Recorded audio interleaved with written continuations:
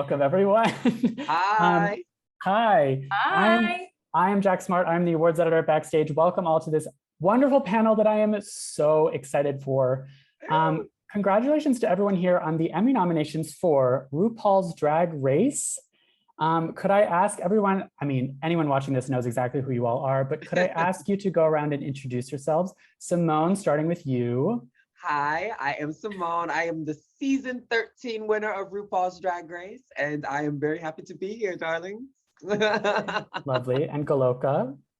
I am Goloka Bolte. I am the co-head of casting of RuPaul's Drag Race for the last, I can't remember how many years, but a long time. And also really excited to be here.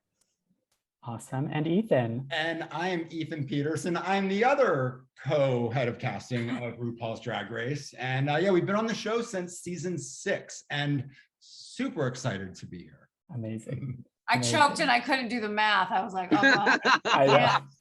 Too much reality, honey. Too much reality. A lot of crowns given out since then. In fact, yes, so apparently it's true that it's over 250 queens and counting have been introduced on RuPaul's Drag Race. Thanks to the work, largely to the work of you two casting directors. I looked it up too. There are 48 total Emmy nominations. So congratulations on this show's amazing success. Can I just start off by asking each of you, like, why do you think that is? What is the impact of the show? Why do you think it's such a success and it's taken over in this way?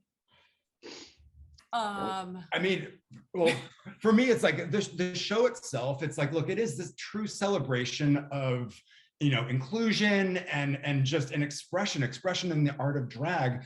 But what makes it so unique and special is it's the stories that these drag queens that they share, and people really latch onto that. And it's so cool because the show itself, it's like, yes, you know, it started off where, you know, it was the show that the LGBTQ plus community was watching, but now it's like their parents' friends, and it's just kind of grown and grown. And that's what I've noticed is something that really makes this show stand out. It's entertainment, obviously, but it's stories that the girls are sharing on the show that people relate to.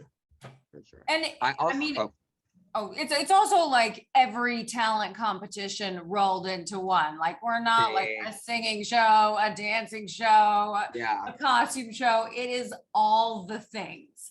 And so, I mean, the talent level and the artistry and like the heart and soul that gets poured into, you know, the making of the show, and really like the queens being contestants on the show, I think is one of the big standout things.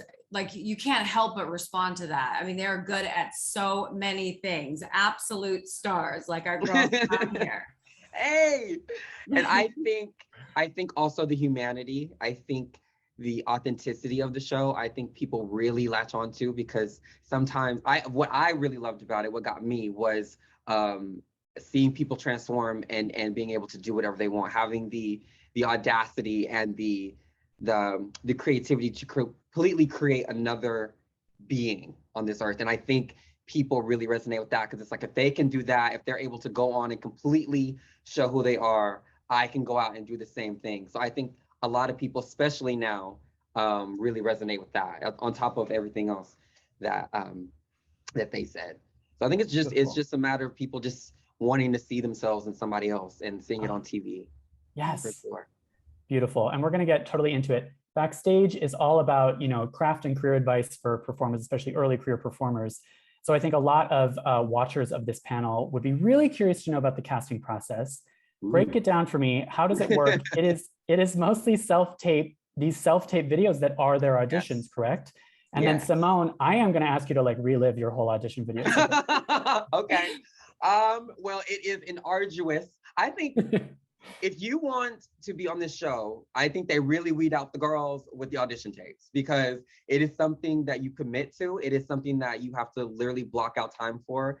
And it's something that you really have to want, because they're asking, not on the paper, not bold face, but they're asking you to completely show who you are and why you deserve to be on the show. So for me, it was like 2 or 3 days of filming, and this was before that thing we call a pandemic happened. And so it was gathering literally everything that I did over, like, I'd done drag probably So I've officially done drag since I was 18. So that would have been about 7 years worth of material that I had to combine into this tape.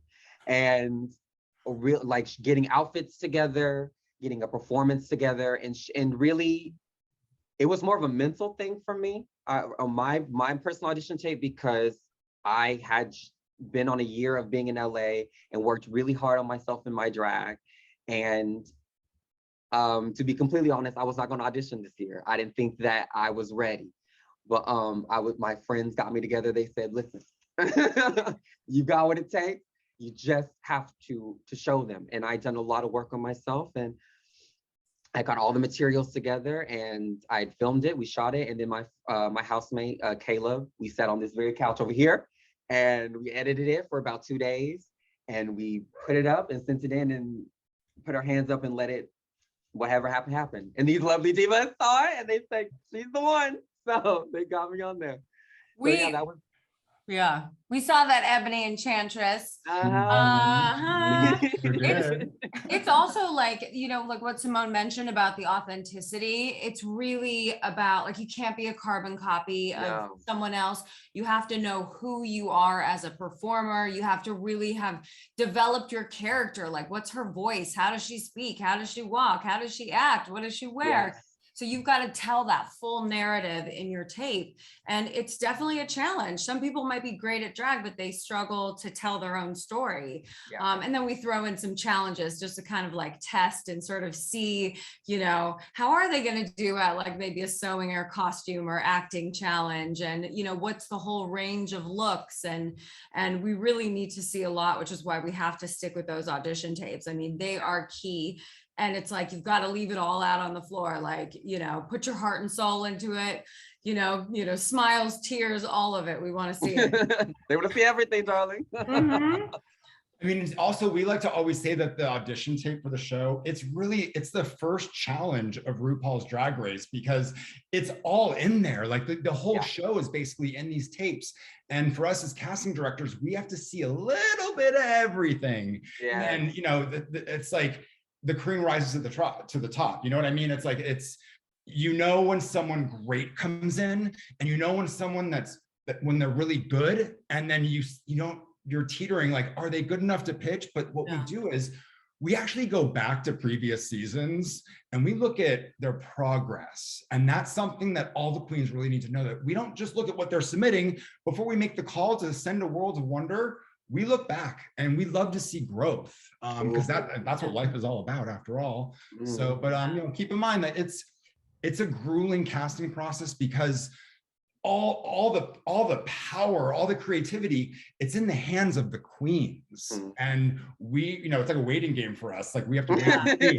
But honey, when they come in and they pour in. I'm sure. It's so fun. Like, selfishly, it's like getting your own like mini episode of the show on each queen, and it's like, we're gonna watch 1,000 of these and it's gonna be amazing. Except for the ones who wait till the very end of the deadline, and then we're like, oh my god, those should be the best ones, because they have the most time. They have the most time. Or sometimes it's people who waited too long to start. And sometimes it's the procrastinators too, though. I'm always like, start your tape early, you know, great advice. Make a little folder on your phone, like save all those drag videos and pictures. And every time you get in drag, shoot a runway walk, like just gather material throughout the year. Start auditioning now. That is true. It makes it so much easier. It makes it so much easier, because I had to dig. I had to go back. Go deep. Sure. So the requirements for this video change every year, it sounds like. Just to shake it up, just to keep queens on their toes and show that progress, as you said. I mean, there are differences every single season, but for the most part, it's a pretty standard audition tape instructions. But yes, we do change it every single season, just to kind of as drag changes, you know, year after year, thanks to RuPaul's Drag Race and fabulous folks like Symone. You know, it's like the instructions we alter them a little bit, but for the most part, it stays the same. Yeah, like we need to see their looks, we need to see performances, we need to, you know, we need to find out about their backstory, and there's Q&A and all that kind of stuff too. But, you know, if their performance didn't get you on the show last season, you need to do a new one. You need to show us different, right? Do a new lip sync, you know, new Snatch Game character, like, you know, kind of switch it up a little bit, because we need to see growth. And it's a craft. Drag is an art form. It's not just like, you don't just put on the outfit and do it. It is a real art form that so much goes into. And you know, it's like we really watch for those queens who've worked on their craft, and we're like, wow, oh my God, like the makeup this season is amazing. Or, you know, like, did dance lessons happen? Like, what happened? Like, we're watching for all of that. They're no longer Bambi.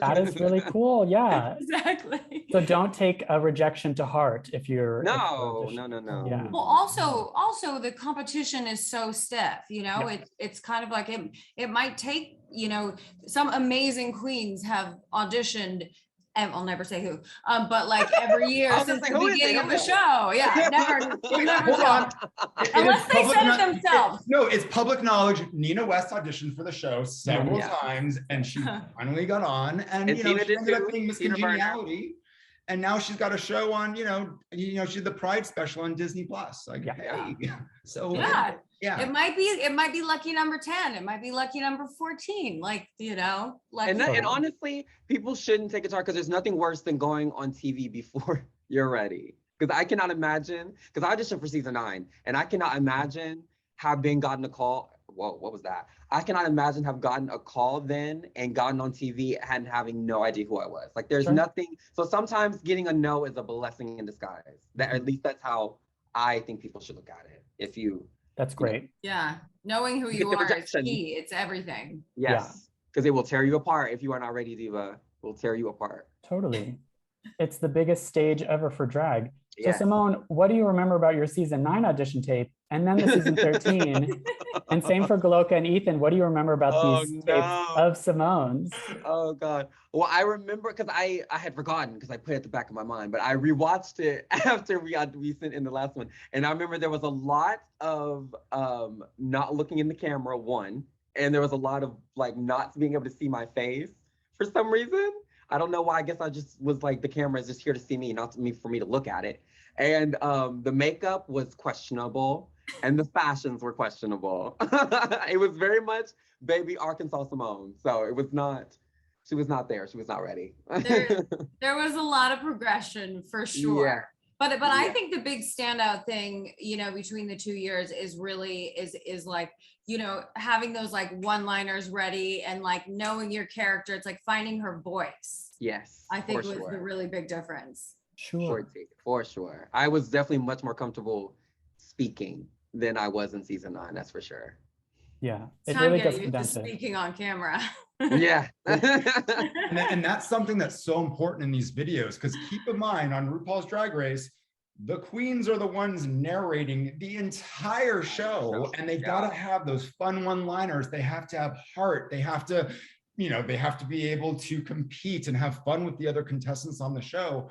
Like they're truly the meat, the heart, I should say, of RuPaul's Drag Race. And that's what's so cool with the show. Like every single season, it's so different because of the crop of queens that are on the show. And everything changes based on the cast and what, you know, the ensemble cast kind of brings to the table that season, which I think that's also part of the reason why the show has been so successful, you know, all over the world, that it's a different show based on the cast. Oh, yeah. And the vulnerability too, like knowing from the casting step that, you know, queen can really open up and own her story and be vulnerable, you know, shows us that you can do that on the show as well. It's tough. A lot of times you're self-taping, you're like talking to your phone and your computer, you know, and it's like, if you can open up and tell your story and pour your heart out, you know, it gives us a really great idea of what kind of contestant you're going to be and how you're going to interact and, you know, the stories you're going to tell on the show.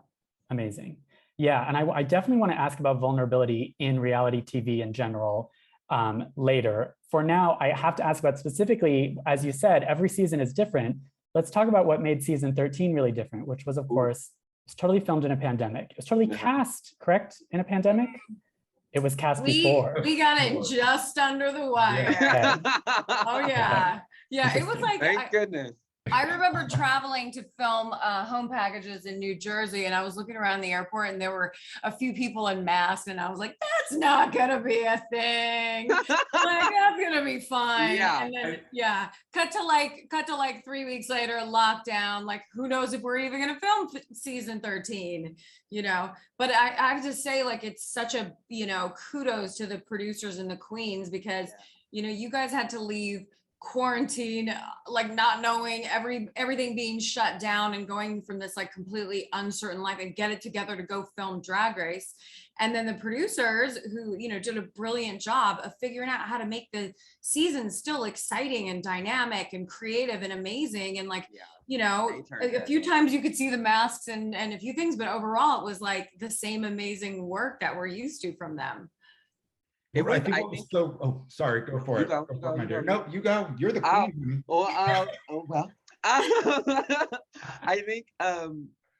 I think actually, and this is maybe weird wording, please don't cover me, but I think us being in the pandemic helped this season a lot, simply because it was an escape for everyone.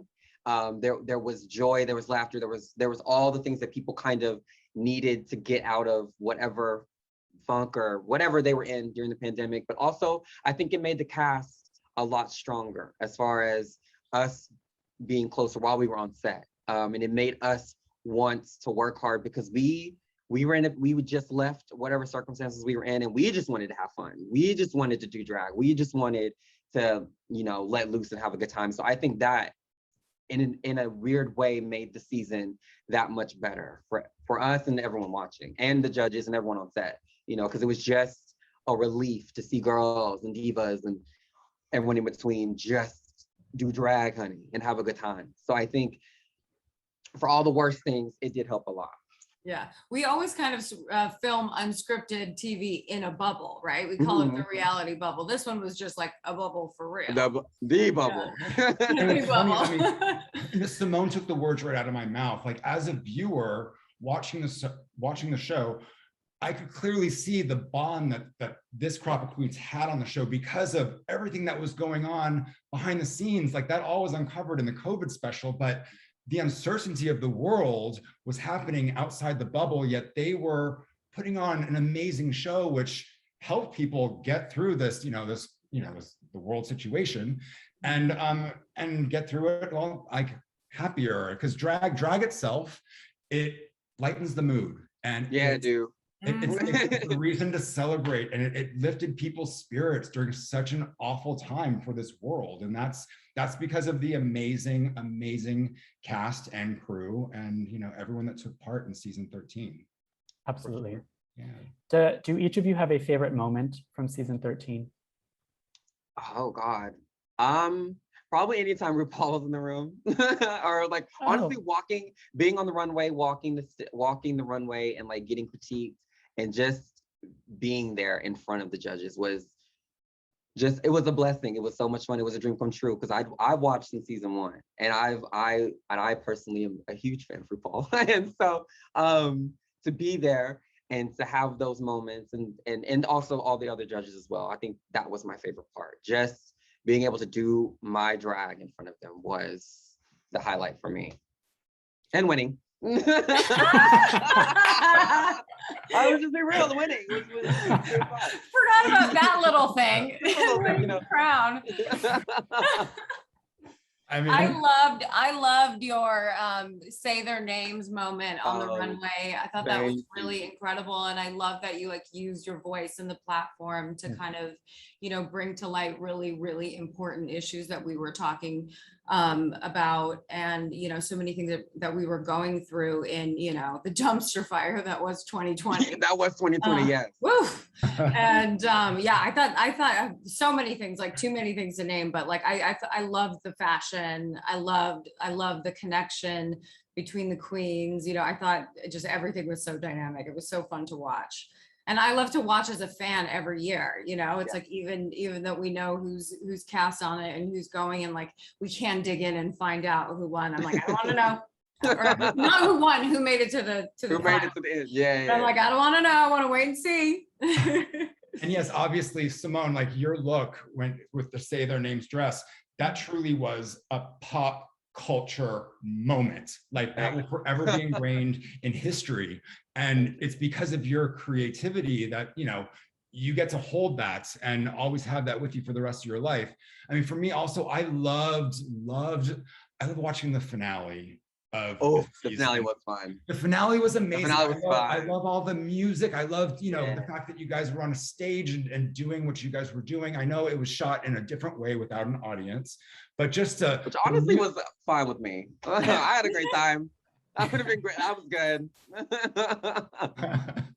Well, I mean, the lip syncs of the finale, I loved. I'm a huge Britney Spears fan, so I was like, "Oh my God, Britney, free Britney!" But yeah, you know what I mean. But yeah, I mean, every.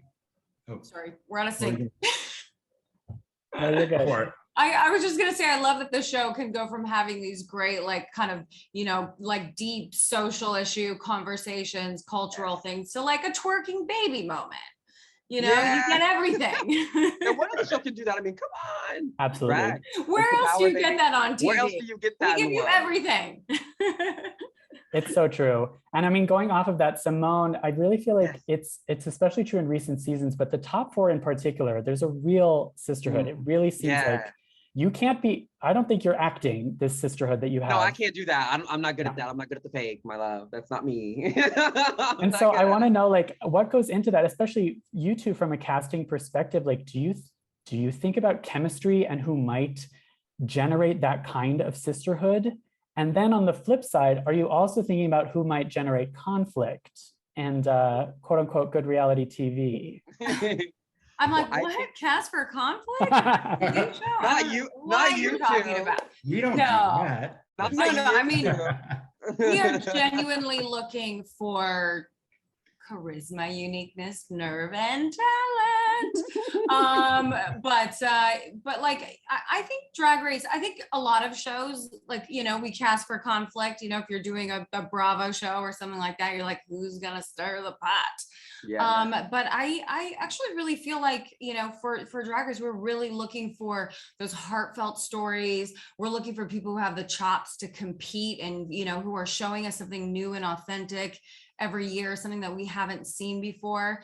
It's not really about like casting for the drama. I think it's more about like the incredible stories, the inspiration, what creativity we're going to see out of them. And, is it her moment?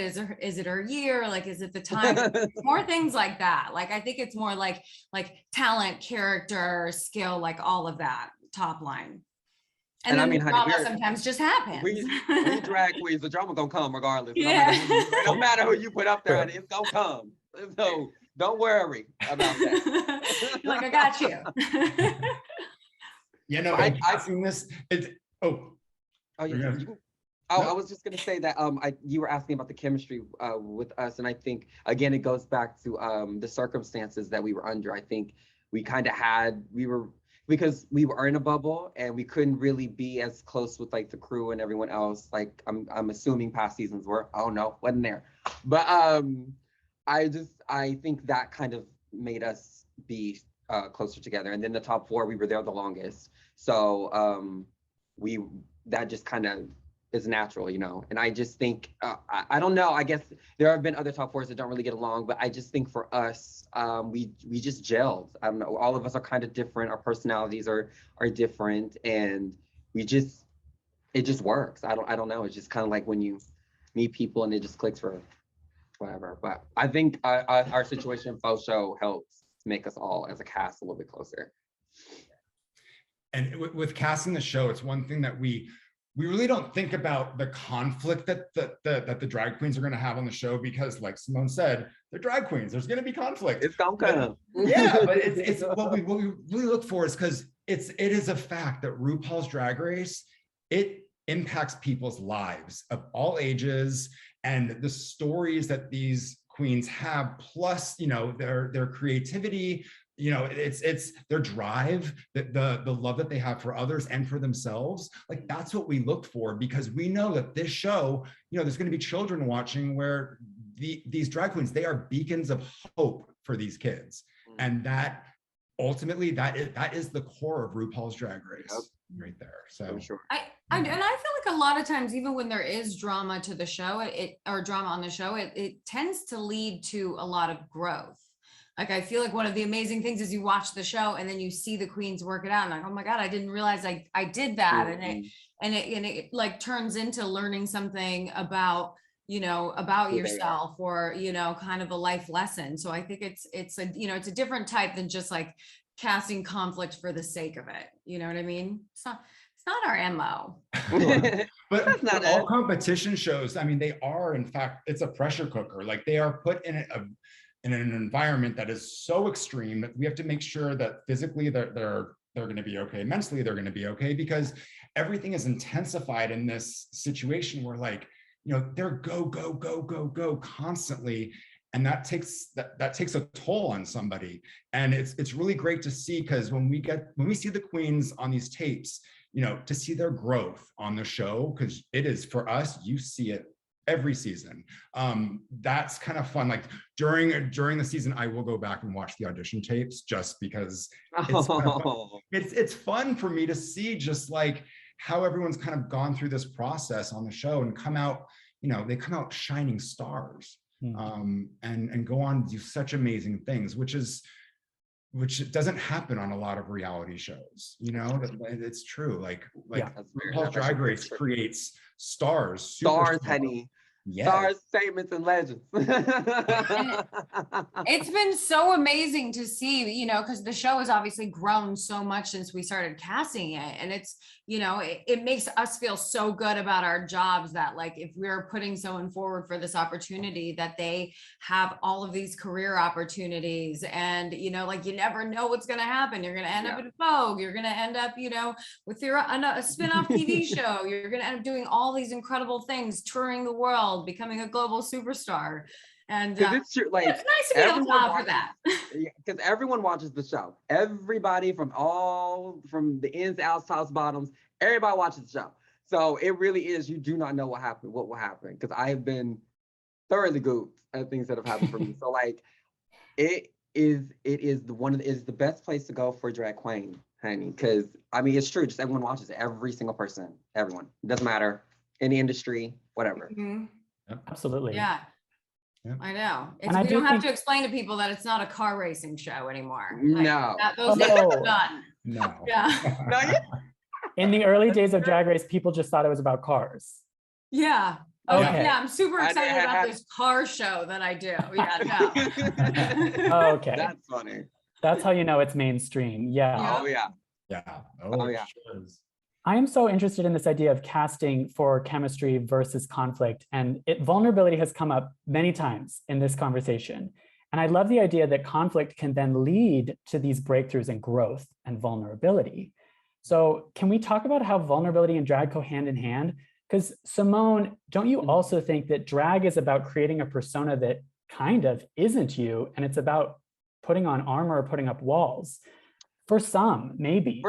For some, I think for some, for sure, especially like for people who come from like rural places or places that, are not so accepting, it's their way of, going through the world. But for me personally, it's kind of the opposite for me. I think my board persona is much more that than who Symone is. Because when I'm in drag, it's a great time. It's me. It's what I want to say. It's what I want to do. It's how I feel. So I think for me, what made me so successful on the show is that it was all me the whole time, I think. And it's something that I had to learn that through the end of it. But drag for me is a vulnerability. It's who I am. It's how I see myself. It's how I want to speak. It's how I perceive myself. So mine would be the opposite of that. But the vulnerability of it is for sure something that people just gravitate to. It is because I think that's what we all are striving for. I think we're all trying to strive to be comfortable, to be who we are. And I think, like I said earlier, drag gives people permission to do that. Whether it is drag, whether it is, being a dentist or, whatever it is, I think we allow people to feel okay with being who they are and what they want and do what they want to do. Self-love, baby. Self-love, yeah. You love yourself. I think we hear a lot of really beautiful stories too about how drag is sort of like pulled people out of like darkness in their life. It's sort of like they created this character outside of themselves that was all the things that they needed, and their drag persona almost mothered them and healed them and brought them out of their shell. And I think that's like, I think it's really beautiful, and it's something that you kind of don't understand if you don't watch the show and understand these stories, is that there are so many people out there who, are frightened and feel unsafe and are insecure and are bullied, and drag is one of those things that has helped, like it's saved people's lives. It's been an outlet and a way to develop confidence and pull themselves out of really dark places. And it's so inspiring to hear these stories, and then get to see so many people go forward and have this incredible success after being on the show. And it's like, it's on the show, it's what's so great is these drag queens, they're living their truth. They're not on the show pretending to be something that they're not. They are authentically being themselves. And their workroom moments, when they talk about their past, it's like that's when you really get to know, these drag queens. And I love a workroom moment. I'm a softie. What can I say? Yeah. I love, but honey, I also love a cooter slam. Like, don't get me wrong, but they are being exactly who they want to be. And it's them by doing that on a mainstream television show like ours. That message is being broadcast all over the world, and it's so inspiring for people to listen to, and it's gotten people out of some really dark times, especially 2020. Yes, absolutely. That's really beautiful. And it also kind of goes back to the audition tapes, right? Because you want to see an inkling of that ability to be vulnerable in that tape. And like you're saying, of course, that's sometimes difficult when it's just you and your phone and the whole point of vulnerability is it has to be authentic. You can't fake it. I'm thinking, Symone, there were some of your confessionals where there was really a lot of emotion. And I feel like you didn't want to do that necessarily. Like it's a painful place to go to, but you went there because that's honestly how you were feeling. How do you as casting directors see these queens' ability to be able to do that on camera ahead of time? Well, a lot of it are the questions that we ask in the home tape. I mean, there's a lot of questions in there that specifically say, like, what obstacles have you been through to kind of make you into who you are today? And that question is so important on Drag Race or any non-scripted show, to be honest with you, because that is where you get to find out what kind of process they've been through as a human being to get them to the point that you're seeing them today. So, and a lot of times in the tapes, there are tears. You'd be surprised. So. Yeah. Mine's one of them. People can go there sitting by themselves talking to their phone, and and if you can, we're like, okay, she can do it. She can do it. She's got it. Yep. She's got the thing.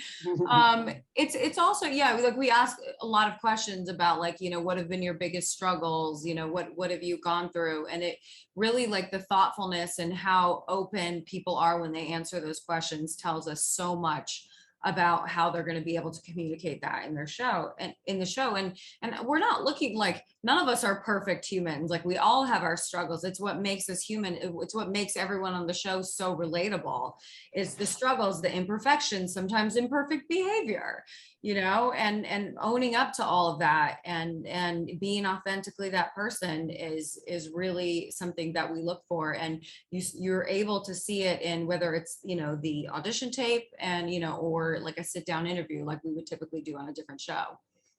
How interesting. It is because of drag. The art form of drag requires creating something out of nothing. It requires overcoming adversity, creating a persona to protect you, or to, Symone, I'm obsessed with this idea that you feel most yourself as Symone. Yeah, because how I started, I was a very, very, very shy kid, and I didn't really like myself. I didn't really like speaking. I didn't really like being around people. So when I watched the show and I saw these divas up there and they were able to just transform and do and say whatever they wanted, I was like, okay. So that was like a tick in my head that like, oh, I can do drag and I can be myself. And you know, people like it, and I can look pretty, and I can put on clothes. You know, that was it for me. And so I didn't really. It was just a way for me to literally express myself, to be able to just to exist in the world. You know, so that, and of course, going through that, having to realize that, you know, having to be able to do that outside of drag. But yeah, that was my story. That's my journey on it, for sure. And somewhere there's a little kid watching you saying, oh, I can do that. I can be me. Yes. And that same kid's gonna audition for RuPaul's Drag Race season 25. We're brewing up our own contestants. There you go. I mean, it's gotten to that point now where people, I mean, I watched the show since season 1, so like people who watched it now are auditioning. So it's really beautiful to see. It's crazy. It's really insane. It really does say a lot, Symone, that your favorite moments from season 13 are the runway, because that is absolutely the highest pressure point on the show. Yeah. And now it just makes me think like, okay, well, you were bound to win, because you were a boring competitor if that's like the part that you were thriving the most in. Oh, I don't know. I feel like, because on the runways, that's when I could actually, that's outside of the challenges. Like, that was when I could really just be like, okay, work. Now we can do, this is how I feel in this garment today. So like, I don't know. I felt like for me, it was a chance to, even more of a chance to show my personality on the runway. Now, it wasn't necessarily the fashions. Like, of course, I look stunning, but it was more of a way for me to just, you know, give them the Symonisms, as I call it. So I think that was more of it for me. Just giving it the personality, making it come alive. Yeah, and I really just love this idea you guys keep touching on, this idea of the season 25 aspiring queen. The future inspirations for this show, like I have to let you all go soon, but we have to touch on diversity, which I feel like has become this like buzzword in the industry, and it's like the D word, and it doesn't even mean what it originally meant anymore, I think. But on RuPaul's Drag Race, it's not something that needs to be sought out for. It's not an intentional, correct me if I'm wrong, you guys aren't sitting there going, we have to make sure that it's inherently diverse. And that speaks to which different audience members are going to resonate with which idea, which queen, which challenge, right? Well, the drag community is incredibly diverse. I mean, racially diverse, and also in skills and style and everything. But it is actually like, and I think we've actually always been a very diverse and inclusive show for many years. You know, this was a pre-2020 thing for us. You know, it wasn't something we just started. It wasn't like a white feed and then all of a sudden it got colorful. Exactly. You know, diversity has always been a huge part of the show, and something that we're really, really proud of. You know, we want the show to feel inclusive. We want, you know, people watching to see themselves, and we want it to be inclusive on so many levels, and, you know, and also representative of people from around the country. So, you know, we're trying to hit diversity on a million different levels, and it's really important that we're giving opportunities to queens from, you know, all walks of life, you know, who, you know, look all different ways and have all different types of skills and talents. And, you know, it's really important to us that is what the makeup of the show looks like. Yeah, no, ever since day one, ever since 2009, when the show came out, I mean, diversity has always been what RuPaul's Drag Race is. And in casting the show for us, it's quite easy, because the audition tapes that come in, yes, it's grown over the years, but the audition tapes truly reflect the world that we live in. And, you know, it's like so many people from, like Goloka was saying, from all walks of life, all nationalities, all backgrounds. The tapes come flooding in. And yeah, it's a matter of figuring out like, okay, we need to make sure that we include every type of person in the pitch. So when Ru and the executive producers see everything, it's easy for them to pluck out the ones that they feel most fit for competing. Yeah. That is spot on. It's kind of true. Like, it's really worth pointing out that Drag Race was doing the reflecting the diversity of audiences before it was before it was cool, quote unquote. Yeah. It's really true. Yeah. No, it's something we've always been really, really proud of. That's so great. I really think you guys have done amazing work on this show, putting these casts together. Season 13 in particular, oh my gosh. I have to let you all go soon, but because we are backstage, We're all about the advice. You've given us so much amazing advice. Are there any other kind of final words of wisdom, maybe for that aspiring season 25 queen? Aspiring 25 queen. I would say if you're going to do drag, do it because you love it and not because it's something that you feel like is a way to be famous or to, whatever, because it is not for the faint of heart. It is going on the show and being on the show and doing it even after the show. You have to love it because it's hard work. It is very hard work. Like we say, you create a person from nothing. You create all this from nothing. So you have to love it and you have to want it. So I encourage people to do it because you love it, not because you saw a queen on TV and you said, oh, well, I want to be famous, because it's not gonna work. It's not gonna be pretty for you, Diva. That's great advice. Yeah. Yeah, and it's a craft. Like it's a craft, like anything else that you do. You have to work on your craft. There are so many things that go into drag. It's the looks, it's the makeup, it's the hair, it's the performances, it's the characters, it's who you are, it's the voice, it's the walk, it's everything. It's like practice. And there's so many, like, take a sewing lesson, like watch tutorials on YouTube, absorb everything that you possibly can, and really also think about like your unique voice and how you're going to get that across, like what makes you stand apart from everybody else. So it's like you've got to do the work for sure, though. Oh yeah. And also it's take your time with it. Like certain things will come to you over time. Like be inspired from what you see on the show, from what you see in your life, and commit to whatever you think is authentically you.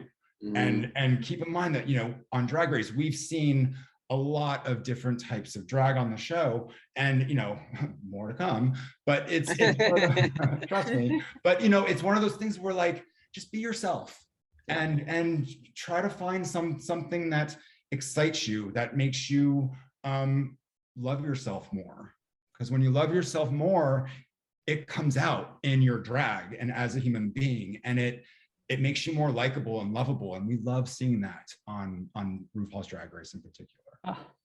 That was perfect. That was wonderful. That is my favorite kind of advice, because everything you guys just said doubles as audition advice for this show, maybe audition advice in general, career advice, but also, as you say, it's a craft, it's an art form. You can apply it to that craft. To anything, yeah. It's the audition for life, honestly. Yes. It can be applied to any and everything. So. It's all practicing being yourself. Yeah. Wonderful. Your authentic self and put in the work, right? It's how you get good at life too. The two ingredients, baby. It is really also definitely worth reminding everyone that this is not easy. Any of it. No. From the casting to being on it, honey. I mean, we are like bowing down in awe at the skill level of what that goes into being a drag queen, and especially being, and making it onto the show. Like, all of our girls have truly wowed us with their talent and ability. Yeah, amazing. Thank you three so much. This was so much fun. Thank you. Congratulations on all the Emmy love, and break a leg. Best of luck. Yeah. Thank you. Thank you. I'm excited to see what you all wear. Thanks. All right. Yay. Bye, guys.